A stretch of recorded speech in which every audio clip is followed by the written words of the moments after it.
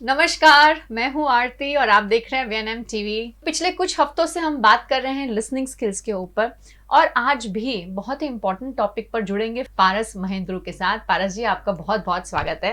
Once again welcome to the show. Thank you. आज हम बात करने वाले हैं ऐसी एक्सपीरियंसेस के बारे में जहां सही एनवायरनमेंट ना मिलने के कारण बच्चों को अगर सही लिसनिंग स्किल्स का एक्सपोजर ना मिले तो उनकी ग्रोथ और डेवलपमेंट में क्या चेंजेस आ सकते हैं। तो पारस, जुड़ेंगे आपके साथ। अभी तक आपने भी बात की और हमारे दूसरे एक्सपर्ट्स ने भी काफ़ी डिटेल्स में इंपॉर्टेंस बताई कि फॉर्मेटिव ईयर्स में अच्छी लिसनिंग स्किल्स बच्चों को देना क्यों ज़रूरी है, अच्छे एक्सपीरियंसेस देना क्यों ज़रूरी है। पर कभी ऐसा होता है कि या तो किसी अनअवॉइडेबल सर्कमस्टेंसेस होते हैं कई बार, या अच्छा एनवायरनमेंट जो हम बोलते हैं कंड्यूसिव एनवायरनमेंट नहीं मिल पाता है, पॉजिटिव एनवायरनमेंट नहीं मिल पाता है बच्चों को। तो ऐसे बच्चे जिन्हें सही सुनने के अनुभव नहीं मिलते हैं, तो इन बच्चों की जो अपना विचार दर्शाने की प्रवृत्ति है उसमें क्या चेंजेस आ सकते हैं, क्या कहेंगे उसके बारे में? एक एरिया का जो डेवलपमेंट है उसका इम्पैक्ट दूसरे एरिया में भी होता ही है, वो इंटरकनेक्टेड है। तो जब बच्चों को ये फॉर्मेटिव ईयर्स में ये रिच लैंग्वेज का एनवायरनमेंट नहीं मिला है, वो इफेक्टिव कम्युनिकेशन के बारे के स्ट्रेटजीज नहीं सीख पाए हैं, तो ऑब्वियसली उसका इम्पैक्ट उनके लैंग्वेज डेवलपमेंट पे तो होगा ही, उनके थॉट प्रोसेसेस पे होगा। क्योंकि हमारे पास काफ़ी रिसर्च है जिससे हमें पता चलता है कि थॉट और लैंग्वेज जुड़े हुए हैं एक दूसरे के साथ। हमें ये भी पता है कि इफेक्टिव कम्युनिकेशन, लैंग्वेज स्किल्स की क्या अहमियत है हमारे सोशल डेवलपमेंट में। कहीं पे भी कोई भी रिश्ता बनाना है, दोस्ती करनी है, उसको सस्टेन करना है, तो हमारे पास इफेक्टिव कम्युनिकेशन स्किल्स की बहुत ज़रूरत है, नहीं तो हम नहीं कर पाते हैं। और अगर एकेडमिक्स के बारे में भी हम बात करते हैं तो जिन बच्चों को लैंग्वेज रिच एनवायरनमेंट मिला है, उनको ये अपॉर्चुनिटीज़ मिली हैं कि वो नए नए शब्द सीख पाएं, वो आसानी से रीडिंग राइटिंग में सक्सेसफुल रहते हैं। और जिन बच्चों को अनफॉर्चुनेटली कोई भी सर्कमस्टांसेस की वजह से ये सब अपॉर्चुनिटीज़ नहीं मिली है, तो ऑब्वियसली उनके पर्सनल सोशल इमोशनल डेवलपमेंट में इम्पैक्ट होगा। उनको डिफ़िकल्टी होगी दूसरों के साथ दोस्ती करने में, दोस्ती मेंटेन करने में है। उनको खुद की अपनी ज़रूरतों को वो इफ़ेक्टिवली कम्युनिकेट नहीं कर पाते हैं, क्योंकि वो सुना ही नहीं है कभी कि कैसे कम्युनिकेट करना है अपनी ज़रूरत को, तो मैं कैसे कर पाऊंगी। तो इसकी वजह से बिहेवियरल प्रॉब्लम आ सकती है, टेंट्रम्स फेंक सकते हैं बच्चे, ये एक पॉसिबिलिटी है as far as social emotional development is concerned. जैसे मैंने कहा कि रीडिंग राइटिंग का सीधा कनेक्शन है, तो कई बार ये होता है कि क्योंकि बच्चे को वो मौका ही नहीं मिला, उसने अलग अलग तरीके के अनुभव लिए ही नहीं है, सुने ही नहीं है, तो उन बच्चों को एकेडमिक्स में प्रॉब्लम होगी। और जब एकेडमिक्स की परफॉर्मेंस में प्रॉब्लम होती है तो उसका इम्पैक्ट फिर से सेल्फ एस्टीम पे आता है, तो अगेन वो उसके रिलेटेड इश्यूज भी बच्चों में हो सकते हैं। तो कई सारे इम्पैक्ट है कि जब रिच एनवायरनमेंट नहीं है तो बच्चों के स्पोकन लैंग्वेज पे, उनकी रीडिंग पे, उनके राइटिंग पे, अदर एरियाज ऑफ डेवलपमेंट जैसे कहा कि सोशल और इमोशनल डेवलपमेंट में, इन सब चीज़ों पे एडवर्स इम्पैक्ट हो सकता है। पारस, अगर हम बात करते हैं स्पेशली लिसनिंग स्किल्स के बारे में, तो कई बार ऐसा भी होता है ना कि कारण तो आपने बता दिए कि कंड्यूसिव एनवायरनमेंट अगर नहीं है, अच्छी भाषा का उपयोग नहीं किया गया है, या किसी कारण से कोई भी वायलेंस है घर में या कुछ भी तरह का है, तो उससे ये असर ये सारे डेवलपमेंटल एरियाज में होता है, स्पेशली लिसनिंग स्किल्स में तो है ही। कुछ बच्चे ऐसे भी होते हैं, जैसे अब हमने सुना है कई बार ऐसा भी पता चलता है कि पेरेंट्स बात कर रहे हैं पर बच्चा रिस्पॉन्ड नहीं कर रहा है। फिर भी कई बार ऐसी सिचुएशंस इग्नोर हो जाती हैं। और अगर हम बात करें तो जैसे आपने हमें पहले भी बताया कि आजकल की जो पेरेंटिंग है वो बहुत भाग दौड़ वाली हो गई है। पेरेंट्स तो बिजी रहते ही हैं और सिंगल पेरेंट्स भी बहुत ज़्यादा उसके जो रेशियो है वो बढ़ता जा रहा है, इतना समय नहीं निकाल पाते हैं। और कई बार ऐसे समय में कि हमें पता भी है कि बच्चा नहीं समझ रहा है, पर फिर भी हम सोचते हैं कि नहीं, छोटा है शायद इसलिए रिप्लाई नहीं कर रहा है या रिस्पॉन्ड नहीं कर रहा है। तो क्या अभाव हो सकते हैं इन चीज़ों को अगर हम एक तो इग्नोर कर दें, और अगर इग्नोर हो गई हैं तो आगे चल के बच्चों के, उसके खुद के बच्चे के ग्रोथ पे क्या फर्क पड़ सकता है? आपने सही कहा कि कई बार एनवायरनमेंट की वजह से बच्चों की लिसनिंग स्किल्स पे इम्पैक्ट होता है। कई बार जैसे आपने कहा कि एनवायरनमेंट रिच है फिर भी लिसनिंग स्किल्स नहीं है बच्चे में, तो उसकी कई सारी वजह हो सकती है। एक तो है कि बच्चे को हियरिंग की प्रॉब्लम है कि आपका बच्चा हियरिंग, जैसे आपके एक एपिसोड में बात हुआ था कि कान का काम है कि हियरिंग के जो भी ऑडिटरी इंफॉर्मेशन है उसको दिमाग तक पहुंचाना, और दिमाग उसका मतलब निकालता है। बिल्कुल ठीक है, तो ये 2 स्टेजेस हो जाते हैं उसमें, अगर सिंप्लीफाई करना चाहे तो कई बार बच्चों को ये होता है उनके साथ कि किसी भी वजह से वो कान ठीक से इंफॉर्मेशन कलेक्ट नहीं कर पाते हैं, मतलब पहुंचा नहीं पाते हैं दिमाग तक। कि जैसे फॉर एग्जांपल छोटे बच्चों में मिडल ईयर इन्फेक्शन, कई बच्चे they are prone to ear infection, और वो अगर फ्रीक्वेंटली हो रहा है और सिवियर हो रहा है तो उनके ऑडिटरी सिग्नल्स को ब्रेन तक पहुंचाने में दिक्कत हो सकती है। कई बच्चों के साथ ये प्रॉब्लम होती है। कई बार नर्व्स डैमेज्ड होती है क्योंकि ये इसकी भी वजह है, इलनेस है, इन्फेक्शन है, कई जगहों पे हेरिडिटरी होता है, तो इस समय भी ब्रेन तक इंफॉर्मेशन नहीं जा रही है, तो बच्चा नहीं सुनेगा, उसकी लिसनिंग स्किल्स में अभाव रहेगा। ये जरूरी नहीं है कि कुछ भी नहीं सुन रहे, वो कुछ कुछ आवाजें सुन भी पाते हैं, कुछ कुछ आवाजों को नहीं भी सुन पाते हैं। दूसरा, जैसे मैं कह रही थी कि दिमाग में लिसनिंग मतलब क्या है, हम क्या सुन रहे हैं, उसका मीनिंग क्या है, और उससे साथ हम किस तरीके से जुड़ते हैं, हम कैसे रिलेट करते हैं, तो वो दिमाग में होता है, वो सारा इंफॉर्मेशन प्रोसेस होता है। तो फिर से मैं थोड़ा अलग जाके एक्सप्लेन करने की कोशिश करती हूँ कि एक सेंसरी प्रोसेसिंग होती है हमारे दिमाग में। तो जैसे आप और हम अभी बैठे हैं, बातचीत कर रहे हैं, ठीक है, पर सिर्फ बातचीत, एक ही सेंसरी इंफॉर्मेशन नहीं जा रही दिमाग के पास। आपके कपड़े आपको टच कर रहे हैं, आपका एक हाथ दूसरे हाथ के ऊपर है, जब मैं बात करती हूँ तो मेरा हाथ स्पेस में मूव करता है, तो ये सारी सेंसरी इंफॉर्मेशन, मुझे कोई और आवाज भी आ सकती है, स्मेल क्या है, ये सारी इंफॉर्मेशन मेरे दिमाग को जा रही है। ठीक है, पर ब्रेन डिसाइड करता है कि इसमें से किसकी अहमियत है। तो क्योंकि ये दोनों बातचीत कर रहे हैं तो हम ऑडिटरी इंफॉर्मेशन पे ध्यान देते हैं, और उसमें भी पर्टिकुलरली इन दोनों की बातचीत जो हो रही है उस पे। बाकी की अगर कोई छोटी सी आवाज मशीन की आ रही है तो उसको इग्नोर करना है। ठीक है, तो इस तरीके से ब्रेन डिसाइड करता है कि क्या करना है, क्या नहीं करना है। हैविंग सेड दैट, अभी हम साउंड प्रूफ रूम में बैठे हैं, कोई स्मेल ऑब्वियस नहीं है, ठीक है, पर क्योंकि हमारे पास इतने सारे इलेक्ट्रॉनिक गैजेट्स हैं और बातचीत के दौरान अगर हमने केबल जलने की बू आ गई तो दिमाग इमीडिएटली गियर चेंज करेगा। आप बोलोगे कि पारस चुप हो जा, ये कहां से स्मेल आ रही है, उसको इन्वेस्टिगेट करना पड़ेगा। ठीक है, क्योंकि हमारा वेलबींग हम जेपर्डी में है, तो हम इमीडिएटली वो सेंसरी इंफॉर्मेशन पे शिफ्ट हो जाते हैं। करेक्ट। तो कई बार क्या होता है कि कुछ बच्चे ऐसे हैं जिनको इसमें दिक्कत आती है, और सेंसरी प्रोसेसिंग में भी अलग अलग कैटेगरी है, ऑडिटरी सेंसरी प्रोसेसिंग भी वन ऑफ देम। कि वो जो इनकमिंग ऑडिटरी इंफॉर्मेशन है वो उनको समझ में नहीं आता कैसे प्रायोरिटाइज करना है, कि किस पे मुझे ध्यान देना है। सभी आवाज को, ये भी आवाज है, वो भी आवाज है, ये क्लिक करने की भी आवाज आई, तो उन सब में से मुझे किस पे ध्यान देना है, वो उनको दिक्कत होती है। कई बार कई बच्चे होते हैं जो हाइपर सेंसिटिव होते हैं, जैसे कि कार का हॉर्न, वो बहुत ही आम आवाज है, और हमारे देश में तो हम बड़ी आसानी से इग्नोर कर लेते हैं ये आवाज को रोड्स पर कुछ बच्चों के लिए जो हाइपर सेंसिटिव है उनके लिए वो आवाज बहुत ही अनप्लेजेंट है। करेक्ट।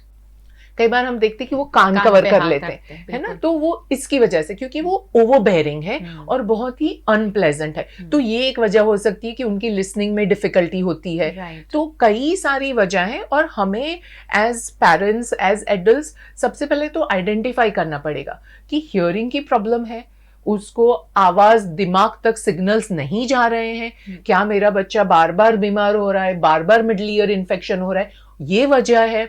अगर हियरिंग इम्पेयरमेंट है, जैसे मैंने कहा नर्व्स में कुछ डैमेज है, तो हियरिंग एड से काफी सारा फायदा हो सकता है, तो उससे हम बच्चे का हियरिंग को काफी हद तक बेटर कर सकते हैं। हाँ, एग्जैक्टली।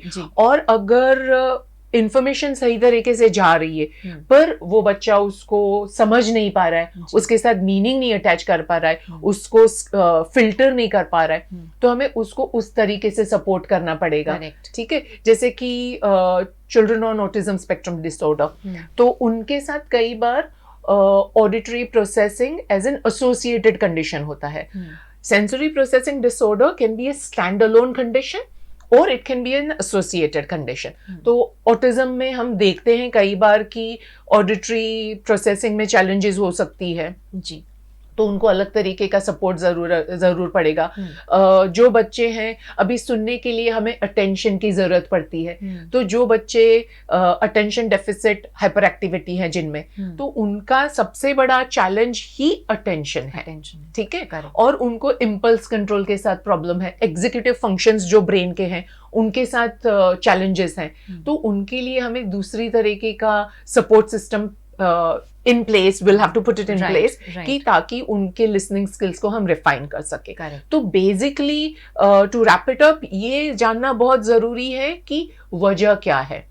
एनवायरमेंटल है तो एनवायरमेंटल है तो उसमें क्योंकि रिच एनवायरनमेंट नहीं है या तो इनइफेक्टिव कम्युनिकेशन है जिसकी वजह से बिहेवियरल प्रॉब्लम्स आ रही है और लिसनिंग में प्रॉब्लम हो रही है, ये एक कैटेगरी है। दूसरा, जैसे मैंने कहा कि आपको हियरिंग इम्पेयरमेंट हो सकता है जी। तीसरा है कि ये प्रोसेसिंग में भी चैलेंजेस आ सकती है, तो ये हमें आइडेंटिफाई करना पड़ेगा सबसे पहले। तो आप एक्सपर्ट हैं, शायद मैं भी थोड़ा बहुत नॉलेज रखती हूँ, तो हम आइडेंटिफाई कर पाते हैं, लेकिन एज अ लेमैन जब हम बात करते हैं कि पेरेंट को समझना है और जहाँ समय की भी कटोकटी है, तो किस तरह से वो समय निकाला जाए, मतलब एक छोटे छोटे अगर आप इंडिकेशंस बताएं जिससे पेरेंट इजीली उसे पकड़ सकते हैं, और उसके बाद किससे मिलें, किसकी सहायता से बच्चे को इस प्रोसेस में हम बेटर बना सकते हैं। जी बिल्कुल, तो सबसे आसान आंसर इसका ये है, trust your gut. Right, parents को गट फीलिंग होता है। मैं सालों के एक्सपीरियंस है, सालों से मैं पेरेंट्स के साथ काम करती आ रही हूँ और मैंने देखा है कि 90% ऑफ द टाइम पेरेंट का गट फीलिंग सही निकलता है। तो ऑलवेज ट्रस्ट योर इंस्टिंक्ट। ये कहने के बाद छोटी छोटी चीजें हैं कि आपका बच्चा अपने नाम को रिस्पॉन्ड नहीं कर रहा है, आपको ऐसा लग रहा है कि वो जानबूझ के मुझे इग्नोर कर रहा है। कई बार ऐसा होता है कि बच्चे को बार बार इंस्ट्रक्शंस रिपीट करना पड़ता है या वो खुद पूछेगा क्या कहा, नहीं सुना मैंने, फिर से बताओ। तो ये एक साइन है कि हमको पता चल जाएगा। जैसे पहले मैंने एग्जांपल दिया कि कॉमन ऑर्डिनरी आवाज को भी बहुत सिवियर रिएक्शन आ रहा है बच्चे का, तो ये भी एक साइन है। बच्चा दूसरे अपने हम उम्र बच्चों के साथ किस तरीके से खेलता है, उनके साथ वो कनेक्ट हो पाता है कि नहीं, तो इससे भी आपको क्लू मिल जाएगा कि कहीं पे कुछ गड़बड़ है और हमारे बच्चे को या तो फर्दर टेस्टिंग की जरूरत है या एडिशनल सपोर्ट की जरूरत है। तो छोटी छोटी क्लूज हैं। कई बार बच्चे विजुअल क्लू पे डिपेंड करते हैं। आपको देखेंगे, जब आपके साथ आपको सीधा आई कांटेक्ट है आपके साथ, तो वो समझ रहे इंस्ट्रक्शंस को, पर आप उनके फील्ड ऑफ विजन में नहीं हो तो नहीं समझ पा रहे, तो ये भी एक साइन हो सकता है कि कुछ प्रॉब्लम है कहीं पे। तो ऐसे छोटे छोटे किस्से, आप उनके खेल पे ध्यान दीजिए, आपको अपने आप ही पता चल जाएगा कि कहाँ पे क्या इंटरवेंशन की जरूरत है कि नहीं है।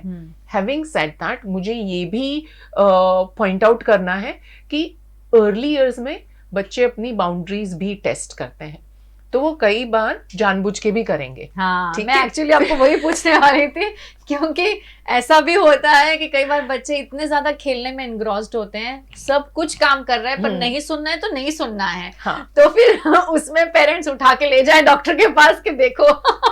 तो ये बिल्कुल सही है कि या तो एक तो बाउंड्रीज चेक करे कि मैं कहाँ कितने बटन्स प्रेस कर सकता हूँ, ठीक है, ये एक ऑप्शन है उनके पास। दूसरा, जैसे आपने कहा कि अपने खेल में इतनी दिलचस्पी है उनको और इतने इनग्रोस्ड है कि वो भूल जाते कि आजू बाजू की दुनिया में क्या हो रहा है। तो जैसे हमने पिछले एपिसोड में बात किया था कि जब भी आप बच्चे के साथ कम्युनिकेट करो, मेक श्योर अटेंशन है, राइट, आपका अटेंशन है और यू ग्रैब चाइल्ड्स अटेंशन। तो अगर वो अटेंशन होने के बावजूद भी अगर आपको लगता है कि नहीं कुछ तो गड़बड़ है, तो फिर आप ऑब्वियसली कंसल्ट करोगे डेवलपमेंटल पीडियाट्रिशियन को।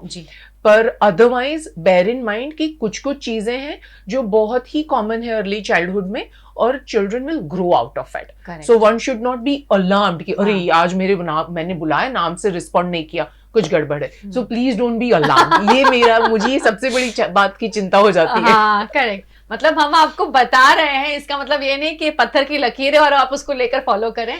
जरूर आप अपने जो भी सिचुएशन है, जो एनवायरनमेंट है, उसको भी पहले चेक करें. 2-3 बार वो इंस्टेंसेस को अगर आप क्रिएट करके देख सकते हैं कि हर बार में बच्चे का रिस्पॉन्ड कैसा, वो कैसे रिस्पॉन्ड कर रहा है, उससे भी आपको अंदाजा आ जाएगा कि हाँ भाई कुछ इशू है या नहीं है. और अल्टीमेटली जो उन्होंने कहा कि अपने इंस्टिंक्ट्स जो हैं एज अ पेरेंट, आप उसको उस पर ट्रस्ट करें और उसको लेकर चलें. पारस, कई बार ऐसे भी हम लेबल भी कर देते हैं एज एन एजुकेटर, और कई बार पेरेंट्स भी हताश हो जाते हैं कि मेरे बच्चे की ऑडिटरी जो स्किल्स हैं वो इतनी अच्छी नहीं है, या फिर ऐसा है कि शायद सुनना कम सुन रहा है ड्यू टू जो भी रीजंस आपने बताए हैं, या नहीं सुन रहा है, तो उसके वजह से वो किसी और काम में अच्छे से अपना 100% जो है वो नहीं दे पाएगा. तो क्या उस तरह से उसे लेबल करना सही रहेगा, या हम किसी और सपोर्ट सिस्टम की मदद से बच्चे की ये जो अभाव है उसको कवर अप कर सकते हैं? जी, लेबलिंग अनफॉर्चुनेटली हो जाता है, और सिर्फ क्योंकि बच्चे को लर्निंग में डिफिकल्टी है या कुछ इम्पेयरमेंट है, सिर्फ वही बच्चे लेबल हो रहे हैं, ऐसे भी नहीं है. बहुत शैतान है, बहुत मस्ती करेगा, पिछले बार मेरी क्लास में था, तो आप देख लेना. तो ये लेबल भी बच्चों के साथ तो जाते ही है. वो आई थिंक मुझे लगता है ह्यूमन टेंडेंसी है कि हम करते रहते हैं. मुझे मेरा पर्सनल मानना ये है कि नहीं होना चाहिए. मुझे लगता है कि उसका बहुत लेबलिंग का एक सोशल एस्पेक्ट से बहुत नेगेटिव इम्पैक्ट हो जाता है.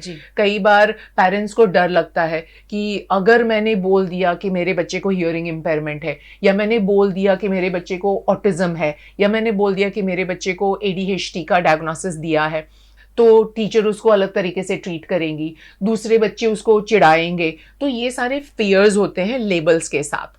तो इसकी वजह से कई बार पेरेंट्स खुद भी छुपा देते हैं, नहीं शेयर करते हैं. पर उसका नेगेटिव इम्पैक्ट ये है कि बच्चे को जो इंटरवेंशन की जरूरत है वो नहीं मिल पाता है. तो हमें ये ध्यान में रखना है कि जब भी हम कोई लेबल इस्तेमाल करते हैं तो उसका उपयोग उसकी ट्रीटमेंट तक और उसको किस तरीके का सपोर्ट चाहिए वहां तक सीमित रखें. करेक्ट. और उसको आप और जगहों पे नहीं ड्रैग करें. तो मुझे लगता है पेरेंट्स भी सिक्योर फील करेंगे, and they will be more open, they will be more willing to share information with us. तो ये मुझे लगता है बहुत ही जरूरी है कि हम समझें कि लेबल करना क्यों है, उसका फायदा क्या है, उसका नुकसान क्या है. राइट. और अगर हम लिसनिंग को पर्टिकुलरली बात करते हैं कि जैसे आपने कहा कि विजुअल क्लूज आप देकर भी अगर बच्चे सुनने में तकलीफ होती है, तो बच्चा कहीं ना कहीं उस चीज़ को हम क्या कहना चाहते हैं वो बताने की या गेस करने की कोशिश करता है. तो क्या कहेंगे उस बारे में? तो विजुअल क्लूज ऑब्वियसली आपको फेशियल एक्सप्रेशंस, आपकी बॉडी जेस्चर्स वगैरह को लेके भी बच्चे काफी सारी, तो वो क्या करते हैं, वो दे फिल इन द गैप्स कि जो जो चीजें मैंने सुनी है. कई बार क्या होता है कि हियरिंग इम्पेयरमेंट पार्शियल होता है, जरूरी नहीं कि कुछ भी नहीं सुनाई दे रहा है, कुछ कुछ सुनाई दे रहा है. तो वो जो फिल इन द गैप्स होती है वो हम इस तरीके से कंपनसेट करने की कोशिश करते हैं. पिक्चर्स को हम एज ए टीचिंग एड भी यूज कर सकते हैं कि बच्चे को अगर कम्युनिकेशन में, क्योंकि वो ठीक से सुन नहीं पा रहा है या सुन रहा है पर उसका मीनिंग नहीं अटैच कर पा रहा है उस चीज से, तो हम पिक्चर्स को एज ए सिस्टम यूज करते हैं जिससे कि बच्चा कम्युनिकेट कर पाए. क्योंकि अगर बच्चे की कम्युनिकेशन इग्नोर हुई है तो वो बच्चे का बिहेवियरल प्रॉब्लम्स होना मतलब पॉसिबल 100% है. क्योंकि आपकी खुद की ही नीड्स फुलफिल नहीं हो पा रही है और आप अटेंशन कैसे लोगे दूसरों से. तो ये बहुत ही कॉमन है. जब कम्युनिकेशन ठीक नहीं है, लिसनिंग ठीक नहीं है, एक्सप्रेसिव लैंग्वेज ठीक नहीं है, तो बिहेवियरल प्रॉब्लम्स का होना बहुत ही कॉमन है बच्चों में. करेक्ट. हम जितना डिले ये समझने में करेंगे उतना ही डिले इन सब चीज़ों में आएगा, और कहीं ना कहीं बच्चा क्लास में उतना अच्छे तरीके से शायद परफॉर्म ना कर पाए जिस तरीके से उसके क्लास के बाकी जो फ्रेंड्स हैं वो कर रहे हैं.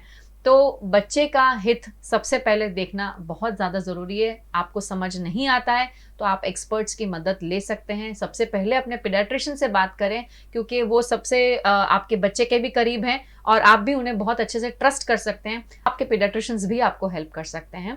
पारस, जाते जाते क्या मैसेज देना चाहेंगे हमारी ऑडियंस को? मैसेज से पहले मैं क्विकली आपको ये भी काउंसलर दूं कि पीडियाट्रिशियन जैसे आपने कहा कि वो सपोर्ट कर सकते हैं, और अभी तो काफी सारी स्कूल्स में सेन काउंसलर्स होते हैं, स्पेशल एजुकेशनल नीड्स के काउंसलर्स होते हैं, तो उनके पास काफी सारी माहिती होती है। वो आपको गाइड कर पाएंगे कि स्पीच थेरेपी की जरूरत है, लैंग्वेज थेरेपी की जरूरत है, या दोनों की जरूरत है, या ऑक्यूपेशनल थेरेपी की जरूरत है, तो आप उनके साथ भी बातचीत कर सकते हो और वो आपको अच्छे से गाइड कर पाएंगे। ठीक है।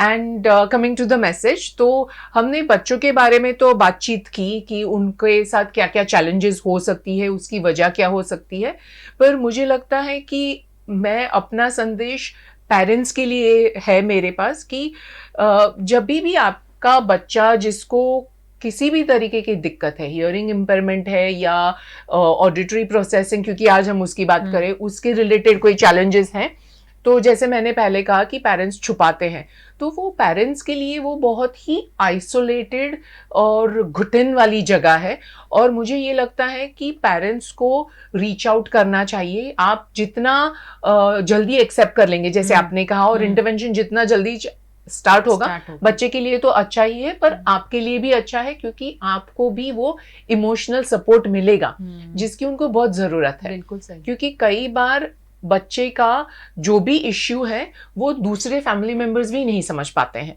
फ्रेंड्स तो दूर की बात है। कई बार पेरेंट्स के बीच में भी डिसएग्रीमेंट है, एक पेरेंट ने एक्सेप्ट करना स्टार्ट कर दिया है, दूसरा अभी भी डिनायल में है, तो like I said it's a very lonely space. तो बहुत ज़रूरी है कि आप अपनी सपोर्ट सिस्टम क्रिएट करें, और again ask the school counsellor की कोई सपोर्ट ग्रुप है पेरेंट्स का जहां पे आप खुल के बात कर सकते हैं, क्योंकि दूसरे पेरेंट्स भी इसी अनुभवों से जा रहे हैं, तो आपको एक सहारा मिल जाएगा और वहां पे आप आसानी से सोशलाइज भी कर सकेंगे, क्योंकि आपको पता है कि आपका बच्चा उतने ही खुले दिल से एक्सेप्ट किया जाएगा जितना आपने किया है। तो मेरा संदेश पेरेंट्स के लिए है कि प्लीज प्लीज अपने इमोशनल वेलबींग का और अपने मेंटल हेल्थ को भी प्रायोरिटी दीजिए, उसकी बहुत ज़रूरत होती है इन सिचुएशंस में। और अगर आपका इमोशनल वेलबींग सही है, आपका मेंटल हेल्थ सही है, तभी आप बच्चे को सपोर्ट कर पाएंगे। क्वालिटी टाइम अपने लिए भी और अपने बच्चों के लिए भी निकालें। बेड टाइम स्टोरीज की जो उन्होंने पहले भी मैं बात की थी, आई थिंक वो सबसे अच्छा समय होता है जब आप अपने बच्चे के साथ जुड़कर लेटे होते हैं या बैठे होते हैं या बच्चा आपकी गोद में होता है, तो वो फिजिकल टच जो पूरा दिन आपके बच्चे को आपसे नहीं मिला है, आई थिंक उसकी भी बच्चों को बहुत ज़्यादा ज़रूरत है। बच्चे चाहे कितने भी बड़े हो जाएं, हम भी बड़े हो जाते हैं, तो पर अब जब भी कुछ तकलीफ होती है, जब हमारे पेरेंट्स हमें हक करते हैं तो कितना सुकून मिलता है। तो ये सारी छोटी छोटी बातें हैं, अगर हम अपने रूटीन लाइफ में इन्हें लेकर, इन्हें समा कर चलेंगे तो हम भी खुश रहेंगे, परिवार भी खुश रहेगा और हमारे बच्चे भी खुश रहेंगे। इसी तरह हर हफ्ते हमारे साथ आप जुड़ते रहें। VNM TV किड्स का YouTube चैनल है, इसे लाइक करें, शेयर करें, और थैंक यू सो मच आप सभी का। इस एपिसोड को अपने फ्रेंड्स और एजुकेटर फ्रेंड्स के साथ शेयर करना मत भूलिए। Thank you Paras for giving your time. Thank you so much. Thank you. Thank you.